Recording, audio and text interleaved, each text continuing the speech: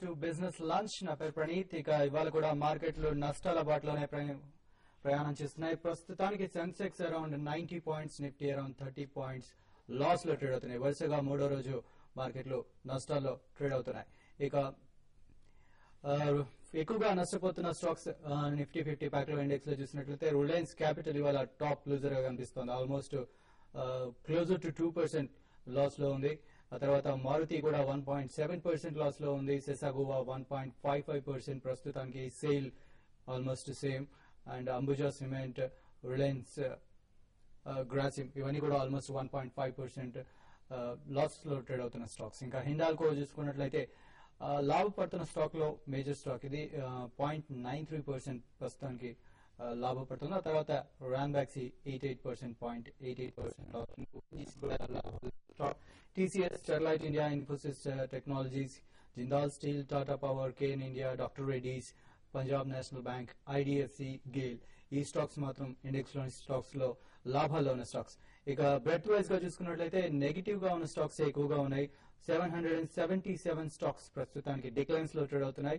570 stocks advances లో ఉన్నాయి.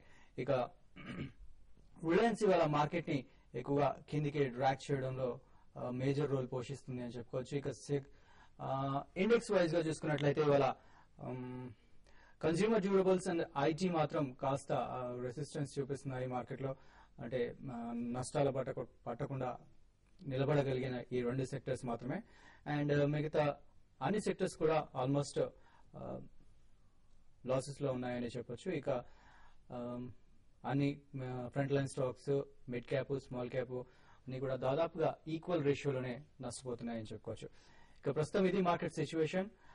మార్కెట్ల గురించి మరింత చెప్పడానికి మనకి మీ కాల్స్ కి సమాధానాలు ఇవ్వడానికి శేషు గారు ఉన్నారు. అలాగే కమోడిటీస్ గురించి వివరించడానికి రమేష్ గారు మనతో పాటు ఉన్నారు. సో గుడ్ ఆఫ్టర్నూన్ శేషు గారు. ఇవాళ ఐఐపీ నెంబర్స్ కూడా వచ్చాయి. సో ఓవరాల్ గా ఇవాళ మార్కెట్ గురించి మీరేమంటారు? యాక్చువల్ గా ఈ రోజు మార్కెట్ మనకి ఓపెనింగ్ చూస్తే కూడా చాలా వరకు ఫ్లాట్ గా ఓపెన్ అయ్యింది. అంటే మైనస్ ఒక 5.6 పాయింట్స్ మైనస్ లో ఓపెన్ అయ్యి అక్కడ నుంచి డే అంతా కూడా చాలా వరకు మార్కెట్ ఫ్లాట్ గానే ఉంది. అయితే ఆఫ్టర్నూన్ సెషన్ లో కొంత సెల్లింగ్ అనేది మార్కెట్ లో హై లెవెల్ సస్టైన్ కాలేకపోయింది. కొంత సెల్లింగ్ అనేది రావడం జరిగింది. దీంతో పాటు ఏషియన్ మార్కెట్స్ ఆల్మోస్ట్ అన్ని ఏషియన్ మార్కెట్స్ కూడా బాగా మైనస్ లో ఉన్నాయి. లాస్ట్ ఒక 1 వీక్ గా గమనిస్తే ఏషియన్ మార్కెట్స్ కంటిన్యూగా మైనస్ లో ఉన్నాయి. దీంతో పాటు మన మార్కెట్స్ కూడా ఒక 3-4 ట్రేడింగ్ సెషన్ నుంచి ఏమాత్రం కూడా నిఫ్టీకి మనం రెసిస్టెన్స్ అనుకున్న 5550 పైన సస్టైన్ కాలేదు. కంటిన్యూగా 5550 బిలో సస్టైన్ అయింది. తర్వాత మరీ ముఖ్యంగా ఈ రోజు మనం ఇన్ని రోజులుగా చెప్పుకుంటున్న 5500 అనే సపోర్ట్ లెవెల్ కూడా బ్రేక్ అయింది. 5488 దగ్గర ట్రేడ్ అవుతుంది క్యాష్ నిఫ్టీ. కాబట్టి మార్కెట్ లో కొంత వీక్నెస్ అనేది మార్కెట్ లో కనపడుతుంది. మరి ముఖ్యంగా కొన్ని ఇంట్రెస్ట్ రేట్ సెన్సిటివ్ అయిన బ్యాంకింగ్ స్టాక్స్ అనేది లాస్ట్ ఒక 1 వీక్ నుంచి చాలా వీక్ గానే ఉన్నాయి. పెద్దగా ఏది కూడా పెరగటలేదు. దీంతో పాటు ఒక ఇండెక్స్ ని లీడ్ చేయడానికి ఒక సెక్టర్ అంటూ కూడా మార్కెట్ లో మనకి ఈ రోజు కనపడలేదు. దానివల్ల ఏంటంటే మార్కెట్స్ అయితే బాగా వీక్ ఉన్నాయి. అయితే ఎఫ్ఐస్ పరంగా చూస్తే మనం ఎఫ్ఐస్ లాస్ట్ ఒక 10-15 డేస్ నుంచి కూడా ఇన్వెస్ట్మెంట్ చేస్తూనే ఉన్నారు. అయినా కూడా మన మార్కెట్ దానికి తగ్గట్టుగా పెరగటలేదు. దీనికి మెయిన్ అంటే సెంటిమెంట్ కొంత వీక్ గా ఉంది. ఈవెన్ యూరోప్ తర్వాత యుఎస్ దీంతో పాటు ఏషియా అంతా కూడా సెంటిమెంట్ వీక్ ఉంది. లాస్ట్ 3 రోజుల వరకు మన మార్కెట్ కొంత అవుట్ పర్ఫార్మ్ చేసింది. అయినా కూడా ఈ రోజు మాత్రం మార్కెట్ లో ఒక కంప్లీట్ గా సెల్లింగ్ అనేది కనపడింది. అయితే ప్యానిక్ సెల్లింగ్ అనేది మార్కెట్ లో ఇంతవరకు కనపడలేదు. ఏదైనా కూడా క్లోజింగ్ బేసిస్ కి ఒకవేళ నిఫ్టీ 5400 పైన కానీ సస్టైన్ అయితే లాంగ్ పొజిషన్ తీసుకోమని చెప్తాను. ఒక 5500 పైన కానీ సస్టైన్ కాలేదంటే లాంగ్స్ ని కట్ చేసుకోమని చెప్తానండి. ఓకే, మార్కెట్ ఫర్దర్ గా లాస్ అవుతుంది. ప్రస్తుతానికి Sensex almost 110 points, Nifty around 35 points loss లో ట్రేడ్ అవుతుంది. కానీ కమోడిటీస్ మాత్రం కాస్త లాభాల్లో కనబడుతున్నాయి. రమేష్ గారు, కమోడిటీస్ మనం చూసినట్లయితే గోల్డ్ అండ్ సిల్వర్ పాజిటివ్ గా ఓపెన్ అయ్యాయి. మనం నిన్నటి ట్రేడింగ్ సెషన్ కానీ అబ్జర్వ్ చేసినట్లయితే ముఖ్యంగా క్రూడ్ ఆయిల్ కానీ చూసుకున్నట్లయితే ఓవరాల్ గా సౌదీ అరేబియా ఓపెక్ కంట్రీస్ తో చేసినటువంటి చర్చలు అంత సఫలమైనట్టుగా అనిపించట్లేదు. ఓవరాల్ గా వాళ్ళు తీసుకున్న డెసిషన్ లో ఎలాంటి మార్పు లేకపోవడం, ఓపెక్ ఫర్దర్ గా పెంచడం, డైలీ ప్రొడక్షన్ పెంచడం అనే దానిపై ఎటువంటి నిర్ణయం తీసుకోకపోవడం, అదేవిధంగా అదే సమయంలో యుఎస్ లో క్రూడ్ ఆయిల్ స్టాక్స్ తగ్గినాయనే సమాచారంతో ఒక్కసారిగా క్రూడ్ లో మనకి పాజిటివ్ గా బయింగ్ ప్రెషర్ రావడం జరిగింది. ఆల్మోస్ట్ 120 పాయింట్స్ పాజిటివ్ గా ట్రేడ్ కావడం జరిగింది. అయితే ఓవరాల్ అదే వేలో గోల్డ్ అండ్ సిల్వర్ లో కూడా మనం పాజిటివ్ ట్రెండ్ ని మనం చూసాం. ఆల్మోస్ట్ సిల్వర్ లో కనుక చూసినట్లయితే 1000 పాయింట్స్ పాజిటివ్ గా నిన్న ట్రేడ్ కావడం జరిగింది. అదేవిధంగా గోల్డ్ కనుక చూసినట్లయితే 128 పాయింట్స్ పాజిటివ్ గా ట్రేడ్ కావడం జరిగింది.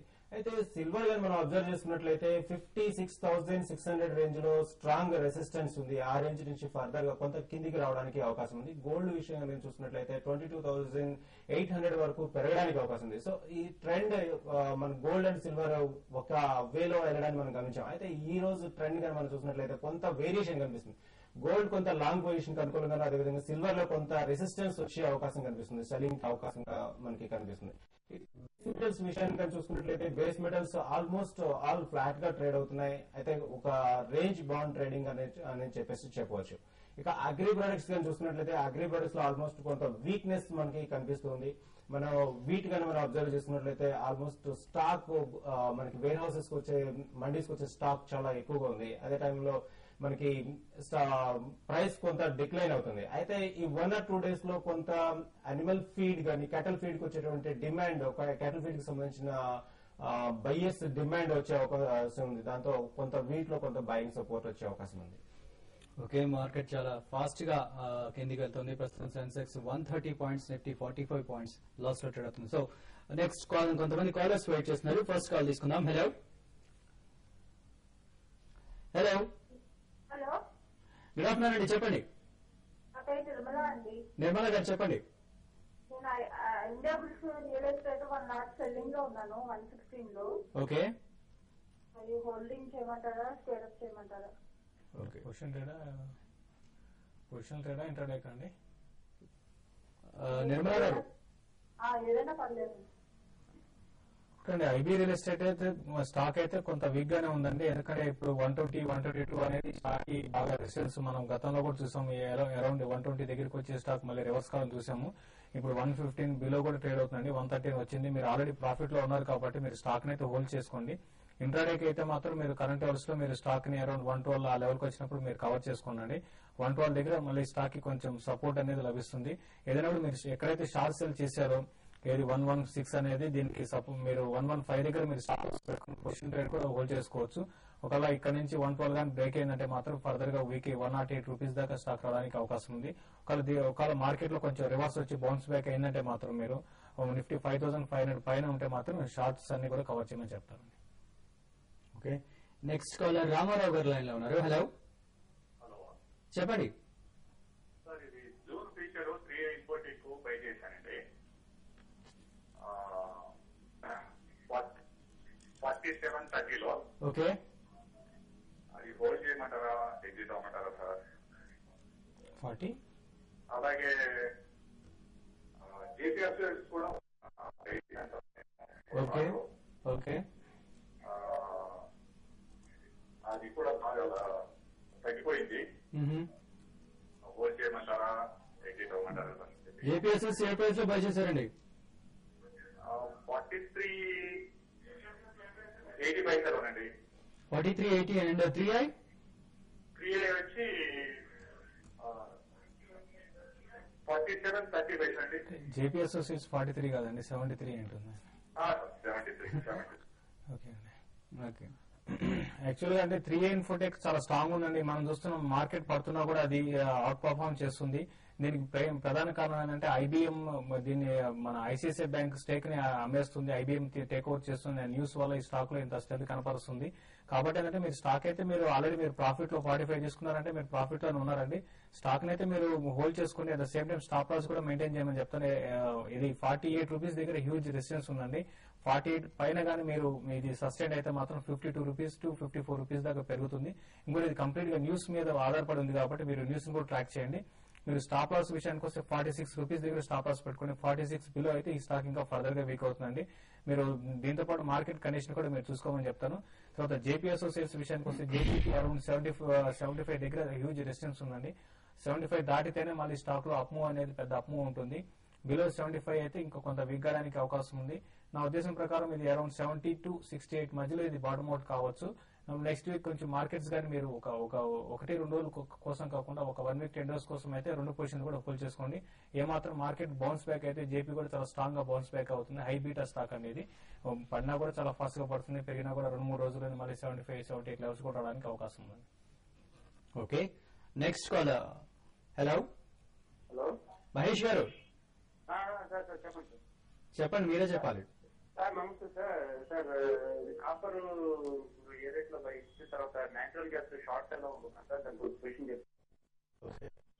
కాపర్ జూన్ కాంట్రాక్ట్ మనం అబ్జర్వ్ చేస్తే లాస్ట్ 1 వీక్ నుంచి 408 నుంచి 400 రేంజ్ లో ట్రేడ్ అవుతుందండి. అయితే 400 బ్రేక్ అయితే కనుక ఆల్మోస్ట్ 4 to 7 రూపీస్ వరకు ఫర్దర్ గా వీక్ అయ్యే అవకాశం ఉంది. అయితే మీరు ఇంట్రాడే పర్పస్ గా తీసుకున్నట్లయితే కనుక 400 బ్రేక్ అయితే కనుక షార్ట్ చేయొచ్చు. అదర్వైజ్ ఏంటంటే 400 స్టాప్ లాస్ పెట్టుకొని బాయ్ చేసుకుని 408 లెవెల్లో మీరు ట్రేడ్ చేసుకోవచ్చు అండి.